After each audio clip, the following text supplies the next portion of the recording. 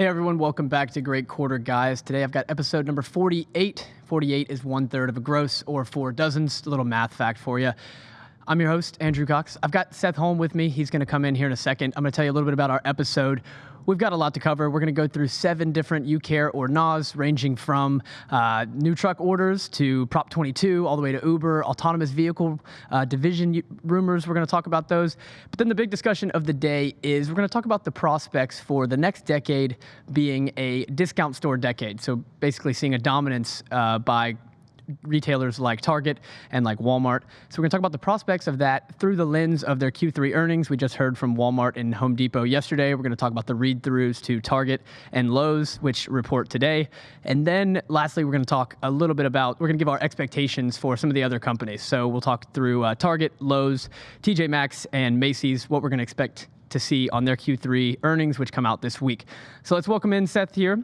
We're going to run through our own gauntlet of interest. This is, of course, our ode to See or No, highly questionable segment, Dan Le Batard's show. I've got 2 left over from the Venture Summit, which was the last show that we did about 2 weeks ago. We're going to run through those, but first, I got to make a Tesla joke. I mean, we would obviously do Tesla as the Tesla joining the S&P 500 as a you care or not, but everyone here knows that you and I both care deeply about that, so I'll save you the Tesla talk because we've got better stuff. Number 1, Seth. ACT Research pegged the preliminary October North American Class 8 net truck orders at 38,900, up 27% from September and up 78% from this time last year, October 2019. You care or not? I care. I'm actually writing a research report on this that I've been working on the past few days for Passport that'll come out hopefully on Friday. I mean, to me, new truck orders were so depressed for so long, basically since October of 2018 until July, that you were just on a terrible run rate, down like 80% year over year. But then they've just exploded in the past, call it 2 or 3 months here. And you're way above replacement. You're nearly double replacement rate. I've also been looking at some of the employment trends for trucking, which they've moved up over the bottom, off the bottom. They still are down year on year. But I mean, I think this starts to get a little bit worrisome.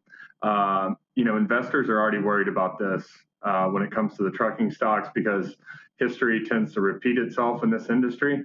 And, there's obviously the issue, can you actually seat those trucks even if you buy them? But to me, yeah, I do care because if you want to keep those $3 spot rates, those orders are going to have to slow down. Yeah, agreed. I'm on the other side of you on this one. I don't care about the October number, but I'm definitely going to care if we see these type of numbers in December and January and forward into 2021. We are seeing record number of motor carrier authorities being added right now, but we actually believe, and the Passport research team wrote about this in last week's Trucking Markets research report. They said that they believe that most of those motor carrier authorities being added are actually just company drivers moving away from their company to start something on their own rather than new entrants to the market. And then furthermore, we're seeing the national carriers like Werner, Schneider, Heartland, a lot of the major carriers are raising wages, adding sign-on bonuses for both solo and team drivers. That indicates to me that they're actually having trouble seating those trucks, nevertheless expanding from where they're at right now. And then, as you said, there are some major bottlenecks at the driver training schools. We've talked about this before. Only 57% of the pre-pandemic driver training school capacity is currently running. So no matter how many trucks you get, you still might not be able to find drivers for that. So until I see that bottleneck, loosened and to see more drivers, new drivers getting into the industry, I don't care so much about these new truck orders. I don't think that they're going to materially affect the market, especially in 2020 and possibly into Q1 of 2021. But we keep seeing those numbers. We keep seeing a 40,000 trucks ordered in December and January. You're going to have a lot of capacity rush into this market to take advantage of those high rates, and you're going to see those rates plummet just like we did in 2018. So you're right. History does repeat itself in this industry. All right, number 2. So this is Prop 22. Again, this is our last one from the Venture Summit. This happened a couple weeks ago, but I wanted to discuss with you. So Prop 22 got passed in California. This is the law that will exempt the so-called gig economy companies and possibly trucking companies as well, but it will exempt them from the California labor law requiring workers to be employees and not contracted workers. Seth, you care or not? I don't really care. I think it's huge for Uber, though. I used to own Uber stock, and I, like an idiot, sold it in the low 30s because I was worried about COVID. And There was a lot of mixed, all the data going into the Prop 22 vote was heavily mixed in terms of like surveys and other things that people had done. And you were basically betting on California voters to take a pro capitalist stake. And to me, that was too much of a risk. It was too binary. But I think it's enormous for Uber moving forward because it'll be looked at as a precedent in other areas and kind of takes that risk off the table, at least for a while. So I think it's a big positive for them. Yeah, agree. I think it's a huge positive for Uber. So just some data on this campaign that they had to push forward to get Prop 22 passed. It was over $205 million in contributions towards the campaign, led by $58 million from Uber and nearly $50 million from Lyft. So it was the most expensive proposition campaign in the state's history and spent more than 10 times the opposition. Just nuts. And yeah, I think this. I think this is. Oh yeah, exactly. How much market cap? Uber is what, 60 billion, and they went up 20% on that ruling. So that's $12 billion in market cap for 50 million spent. Not a bad trade-off there. Yeah, exactly. I mean, this law, it wouldn't be the first time we see kind of a poorly thought out law passed in California and then changed through props and through orders that end up killing it. But this law would kill innovation. I mean, the main drivers should have the freedom to work whenever they want and wherever they want. That was the idea behind the gig economy. I think this is good for Uber. And you know, one thing that I was thinking when this news first came out, that this would negatively impact the autonomous development at Uber, because, I mean, let's think, rides are their cash cow, and especially in big cities in California, that's where they make a lot of their earnings.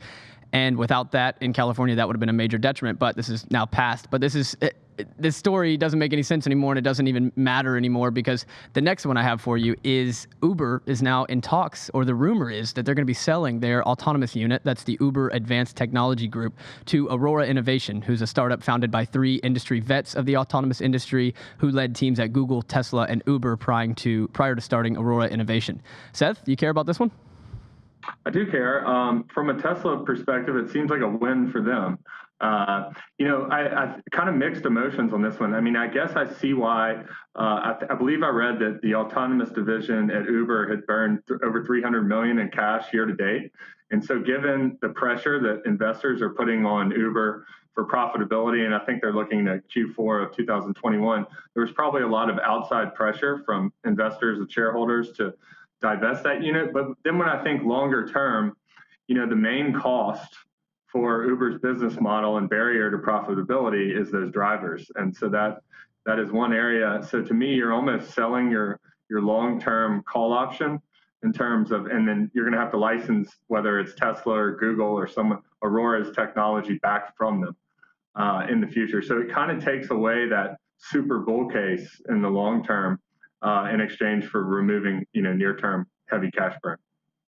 Yeah, I agree with that wholeheartedly. I'm definitely with you on that. It's great for both Tesla and Waymo. Now, it's like I talked about this during the Freight Tech Awards, is that every autonomous vehicle company that doesn't make it to the next step, it's a benefit to everybody that does make it over that hurdle. So it's certainly good for Tesla and Waymo. But it's kind of sad to see. I mean, Uber had such a head start on autonomous technology than everybody else did, probably 8 or 10 years ago when they first started building out this advanced technologies group. And it just kind of faltered. Like, they just spent a lot of money, and we never heard any good news out of it, while we continued to hear good news from Uber and but from Tesla and from Waymo and even autonomous trucking companies like TuSimple. There were companies making headway on this major problem, this major issue, and Uber wasn't. So they had a head start, and that just kind of fell by the wayside. But in any case, great for Tesla, so I can't be mad at that. So I got 4 more for you. Let's try to pick up the pace here a little bit. This one could be a quick one. This is on Chipotle opening their first digital-only store this Saturday in Highland Falls, New York. That'll be just outside the gates of West Point. Unlike a traditional Chipotle location, this will not include a dining room or a line for ordering. Customers have to order in advance on the Chipotle's app, on their website, or on a third-party delivery platform. Seth, you care or not about Chipotle's first digital-only store? I care, and I think it's the way of the future, and it shows that they're an innovative company and they're responding to the pandemic. It's also good in terms of velocity of new orders and margins, and you get to put stores where you otherwise couldn't. I believe this one's in a suburb of New York City, where the real estate's too expensive. So now all of a sudden you have this little box that's turning out 1,000 orders a day and doing a couple million in sales at a high margin. That's a pretty attractive proposition. Yeah, agreed. Super attractive. I do like the idea. I noticed this back, it's probably at the beginning of the pandemic. I went to a Chipotle place out near Hamilton Place in Chattanooga, and I noticed that they had two completely different burrito lines. They had the burrito line for the in-store orders you could come, and then they also had the drive-through and delivery. The drive-through delivery and online pickup on another completely different burrito line. So I thought, my goodness, this is just, they're one step away from just taking out the entire dining room. And then here they are 3 months later opening their first store to do so. So yeah, great move outside of New York City where real estate is pricey. Number 5. Walmart announced it will be using space in 42 of its regional DCs to create pop-up e-commerce fulfillment spaces meant to help handle some of the increased e-commerce volume that they're going to see over the holidays. Seth, you care or not about this supply chain decision? I care, and as a Walmart shareholder, as you are too, I mean, I think it's great, and it's kind of like an Amazon-esque move. It kind of reminded me of that. It's very fast on their feet, and I want Walmart.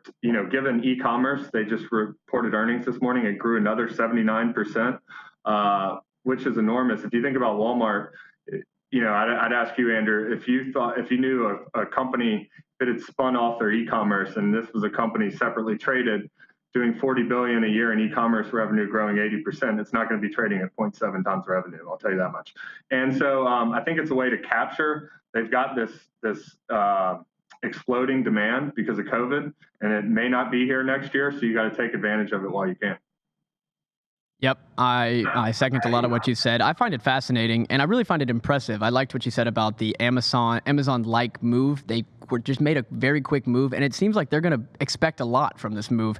Greg Smith, I want to call him director of supply chain, but that's not exactly title, but he's very high up in the Walmart supply chain. He said that he expects 30% of the holiday e-commerce volume will flow through these pop-up e-commerce stores. So that's a big amount of their growing amount. I mean, it's maddening. So I love it. We're going to get into the Walmart Q3 earnings, which again, Seth said that 79% e-commerce growth. They've got some even more impressive numbers in there, but we'll get into all of that here in 1 minute. All right, number 6, second to last one here for you. This one is on consumer sentiment. We saw it falter in November. The University of Michigan Consumer Sentiment Survey reported its preliminary reading for November at 77, down 4.8 points from October. Seth, you care or not? This may surprise you. I don't care on this one. That 4 points to me is not a big deal. I think the consumer is strong and in good shape. I have some worries about the restaurant trends, which you and I have spoken offline about with the explosion in COVID cases. But other than that, I feel pretty good about the consumer. And 77 is still not a bad number. And it tends to bounce around a little bit. Doesn't bother me. Yeah, I'm with you too. I don't care about this one. I read through the preliminary report that University of Michigan put out, and they said that most of this was actually driven by the election. They said that if you look at the survey by political party, Democrats pretty much stayed stable, but Republicans saw their expectations for the next 12 months fall a lot. So most of the fall in this consumer sentiment index was not on current conditions, but of future expectations. And most of that was driven just simply by their president not being reelected. So, I don't read too much into this. Definitely the COVID cases are a big deal. They weigh heavily on consumer sentiment. We've seen the inverse relationship between sentiment and COVID cases play out throughout the year. So I expect that to continue. I might see when the actual number comes out. Again, this was the preliminary number. I think the actual number may even be revised down a little bit further. All right, so the last one for you. This is a Target and Ulta deal, the Ulta Mint partnership here. I've got a picture for it because I think they're pretty neat looking. The rendering is nice. Target and Ulta are teaming up to bring Ulta shop-in-shops to 100 Target stores by the end of next year. There it is. Gorgeous little 1,000-square-foot pop-up shop that are going to be inside Targets. They're going to have about 40 rotating prestige brands in there. Ulta is going to train the Target employees on how to sell and try to convert some of those people into an already heavily subscribed ultimate what's the word I'm looking for? Rewards program, the loyalty program there at Ulta. But Seth, what do you make about this? You care or not about this partnership? I care. This is a big deal in the consumer world. These are two sort of heavyweight companies teaming up, and I get from Ulta's perspective why they're doing it. I mean, Target's on fire right now. I think they're going to report a gangbuster quarter here. They get to tap into that enormous foot traffic and do it in a capital light, high margin way. Now, that doesn't mean that this is without risk, because I've seen a lot of these store within stores over the years. However, even the one Sephora, which is owned by LVMH, within J.C. Penney a few years ago, those were doing $300 a square foot, which was 10x the amount of sales per square foot of a J.C. Penney. So when these things work, they can work great. I mean, there's some cannibalization concerns for Ulta, and whether or not they're going to release all the sort of most high-end beauty products, the prestige makeups there. I don't think they're going to do that, and it's just a small test right now. It's only 100 stores, and they've got 2,000 stores. So we'll see how it goes, but I like the move.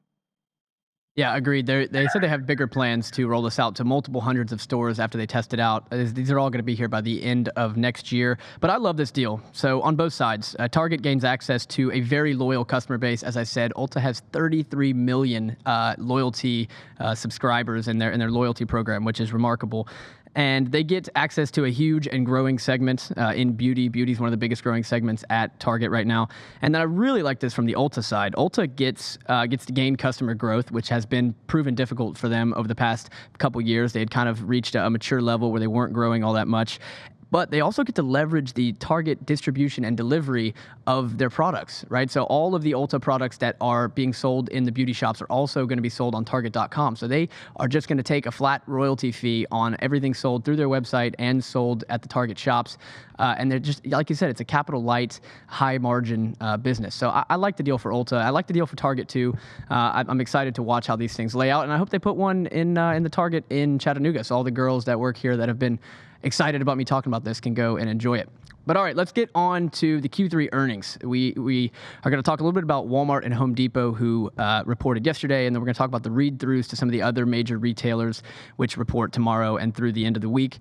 So Seth, let's talk about, I'll give you some data here on Walmart, and then you tell me what stood out to you. So EPS, so earnings per share, was up. It was up, and it was $1.34 per share, over beat estimates of $1.18. Same store sales. This is a big one here. 6.4% up. Total sales were up 6.2%.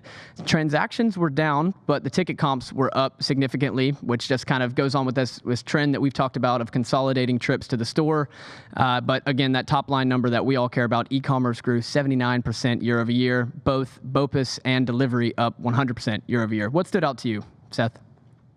Definitely that basket size. You look at that basket size being up 24%. That's, if you were to go scroll back through a model a decade or two, that number would just be a 5 standard deviation event, and it's only going to happen in times of a pandemic. That stood out. The e-commerce growth obviously stood out, and then the other thing, I mean, the EPS beat that you just mentioned, $1.80 against $1.18. That's just a monstrous beat. And the stock's trading off a little bit here. I think it had run into the earnings, and it's at an all-time high going into that. And then so I think expectations were a little bit high, and I think they delivered. They more than doubled the street's consensus estimate for same-store sales.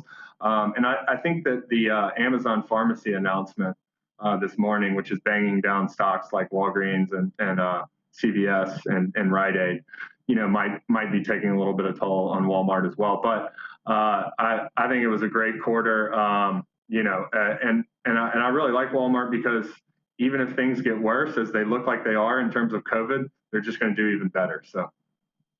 Yeah, it's a terrible trade-off there for everybody but shareholders. But yeah, right. Walmart. Yeah. But yeah, let's go over some big high-level data for Home Depot. So I'm going to run through the same numbers. We had EPS of $3.18, beat estimates of $3.05. Same-store sales up 24% for Home Depot. My God. Transactions were up 13% with the average ticket up 10%. The gross margin contracted a little bit because they started selling more wood and some of the lower margin products. But operating margin was up 14.5%. So really good. Seth, let's talk about read-throughs to Lowe's. Do you think this has a good read through to Lowe's, these Home Depot numbers? Yeah, absolutely. I mean, they don't really diverge much. I mean, they did a couple years ago when Lowe's was really underperforming, but Marvin Ellison has really gotten Lowe's back on track. So I think actually Lowe's outcomped Home Depot last quarter, if I'm not mistaken. I want to say like 30% versus about 25. So I think you can pretty much bank on it. Lowe's is going to put up a really strong number. All right, so this is a good time for me to talk about the newsletter that I did just yesterday. So I've come out with a new newsletter. It comes out on Mondays and Thursdays. It's called Point of Sale. It focuses on the retail supply chain. And yesterday I focused on Home Depot and Lowe's, and I'd love to get Seth's thoughts on these two strategies. But both of them, as we've talked about continuously over the last couple months, home improvement has done very well, and the home improvement industry was the only retail subsegment that has seen foot traffic grow consistently year over year. It's been up since the pandemic began. They've benefited from a couple different trends. So the trends that are benefiting Home Depot and Lowe's is that Americans are spending more time at home, and they're completing some of those delayed home improvement projects that they've delayed over the past couple years. They've also been a shift in consumer spending from away from home categories. We've talked about this all the time. Nobody's going on vacation. Very little people are eating out, to they're now spending things on in-home categories like building a new office or building a new deck or starting a garden.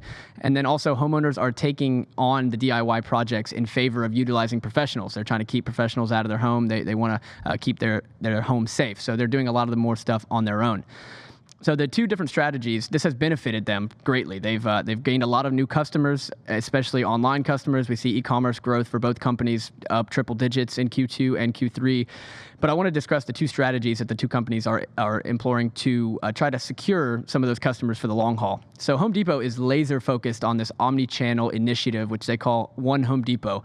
They aim to blend physical and digital shopping experiences. They've rolled out a ton of new app features and new apps to begin with since the pandemic began, including including house measurements, hardware estimates, cost estimates. They even have an augmented reality digital testing where you can test paints on the wall or what a piece of furniture or something will look in your house. They've done a lot, but in any case, they're trying to converge the digital and in-store shopping experiences. Lowe's, on the other hand, while they have updated their app and had a website revamp, as you said, that's kind of in a more general turnaround fashion, led by Marvin Ellison. He was brought on in 2018 to kind of lead this transformation. He did the same thing at JCPenney prior to that. But Lowe's strategy to try to keep some of these customers is they're adding SKUs. They are adding stores in a departure from its normal product offerings. They stocked up on a bunch of merchandise that it anticipates consumers might need amid the coronavirus pandemic, including exercise equipment, bamboo bedding, air fryers, movie projectors, toys, mattresses, battery-powered scooters, all these different things to try to keep customers coming in and expand the SKUs and the product offerings. Seth, do you have any thoughts on the two strategies? Do you prefer one over the other? Well, I mean, Home Depot has been the better company and the better stock for a very long time. And, if it's not broke, don't fix it with Home Depot. So, if it's working, just do more of the same. And, they're trying to move forward with a digital and tech savvy, basically what you described in terms of it's an omni-channel and tech savvy innovative approach to driving the business forward. Now, Lowe's is, they got to experiment more because they're not I would describe Home Depot as a well-oiled machine, right? And so there's not a lot of big fixes that they, at any given time, ever need to make. Lowe's, on the other hand, their margins were way below Home Depot, so was that productivity. So you've got a new CEO that's coming in there, has a little bit more leeway to try to turn around the business and experiment a little bit. So I think that's what you're seeing there. And they're probably trying to, win over some customers and convert them from sort of temporary COVID customers into long-time permanent Lowe's shoppers. So on that note, it seems to make sense to me. One interesting thing I know from following these companies for a long time is that I think will be sort of interesting to see what happens in 2021 and 2022 is Home Depot had a strategy to basically go into the dense urban areas with their stores, whereas Lowe's has a much more suburban and rural, call it rural-ish footprint. And given the population movements that we've seen out of big metropolitan areas, I mean, I guess you could make a case that maybe Lowe's has the more attractive store footprint moving forward, whereas for the last decade, you would have argued completely the opposite. So that'll be interesting to see how that plays out too. Well, fair point. I hadn't really thought about that, but that is a good point to see if Lowe's will be better positioned over the next couple years than they were previous. That's a good point. Let's talk about maybe better. Right. So we got 5 minutes. Let's try to rush through this last, not rush through, but hurry through it. This is a Bank of America theme that they've been talking about. The analysts there have talked about. They call it the DSD, which is the discount store decade. So they have three major trends that they think will emerge or will continue to be at play here, and that will make this next decade one of dominance for the big discounters like Walmart and Target. So the number one is about the home sales cycle. The new and existing homes were up 23% year over year in September, and that correlates highly with Walmart and Target's U.S. sales. And then you also see mortgage applications were up 20%. This goes on to Seth's trend that he was just talking about, people moving out of the cities, moving into more of the suburbs, trying to get more land, trying to get more homes. That benefits the discounters like Target and Walmart. Number two is that they're seeing a lot of their competitors closing, right? Whether it's JCPenney's or Macy's or other retailers closing down, they're not making it through this pandemic, a lot of them, and we're seeing less competition coming out of the pandemic and into the next decade. And then the last one is what Seth and I just spoke about with Home Depot, but especially with Walmart and Target, is the omni-channel momentum. They are driving impressive digital growth.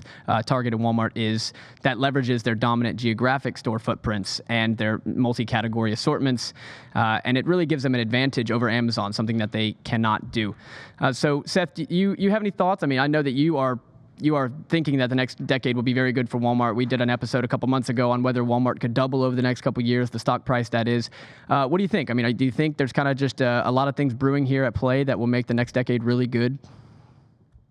Yeah, I mean, I think it's kind of a continuation of the past. I mean, the last 2 decades have been the decades of the discounters too. So it's essentially more of the same, taking more market share, getting more scale, and Americans, the middle class in America has been hollowed out to some degree. And so you've got a lot more wealthy people and a lot more lower income people, and lower income people have to shop for discounts. And just the average American loves a good discount anyway. So it's just a strategy that always sort of rings true with shoppers, and I don't think anything will change. And most of these discounters, they have a broad merchandise assortment and a lot of stuff that you still need to go in to store to get, whether Instacart changes that in a material way or not. But basically, these companies are sort of Amazonable, if I can say it that way. And I think they're probably the most insulated space in retail, and they'll continue to be. All right, Seth. So we got 2 minutes and 30 seconds or so. We're going to play beat or miss, and why on these 4 companies. The first 2 should be pretty easy since we've already talked about them. Target, they got EPS estimate of $1.56. Do they beat or miss, and why? Just EPS or same-store sales? Let's do same-store sales too. And guidance, so just the whole shebang. I think Target will do another blowout quarter, just like they did last quarter. Okay, I agree with you. I think all of the trends that we talk about in e-commerce, as well as the omni-channel offerings, I think they're going to have a great quarter. Look at Walmart yesterday. I think we're going to see same-store sales probably up double digits tomorrow for Target. All right, so the next one is Lowe's. We got EPS of $1.92. Beat or miss, and why? Yeah, I'm going to go another big beat there. I mean, I don't remember. I haven't looked at Home Depot as closely as Walmart, but it wasn't as big of a beat as Walmart, but I'd go with the beat for sure. The EPS beat on Home Depot wasn't huge because of that gross margin compression, but definite beat there too. Yep, I'm with you here. I think we see a beat. I think those extra product categories, we won't see them here in Q3, but I think they will benefit them in Q4 across the holiday sales. I think they're going to have a really strong Q4 as well at Lowe's. All right, 2 of a little bit more difficult ones here. So I got TJX. This is the parent company of TJ Maxx and Marshalls, I believe. So they got EPS estimates of 40 cents. What do you think? Do you think they beat or miss, and why? Yeah, I'm going beat here. I've done research on this one. I own this one. This is a great company. It's TJ Maxx, Marshalls, and Home Goods. Home Goods is a third of the business. Basically, home good and apparel, that's going to be killing it. And I really like how off-price is positioned in a recovery in 2021. So beat. Yeah, I agree. I heard, I don't know if they beat. I'm going to go with miss. I'm going to say they miss, but I do think that the discount apparel stores are set up very well and positioned well moving into 2021 and 2022. All right, last one. We got another, I don't know if you could consider this a discounter anymore, but it's Macy's. Macy's is expected to, we got 30 seconds, so real quick, beat or miss, and why on Macy's? This is the only one I struggled with. I'm going to go beat because of cost cuts. Okay. I'm going to say miss, even though if they miss this, they're going to be in trouble. They will have hemorrhaged money over the past 3 months. All right, everybody, that's been it. This has been episode 48. Catch all of our new shows live Tuesdays at 2 p.m. on FreightWaves TV, FreightWaves LinkedIn and Facebook, or on demand by looking up Great Quarter Guys on your favorite podcast player. We'll see you next Tuesday. Enjoy.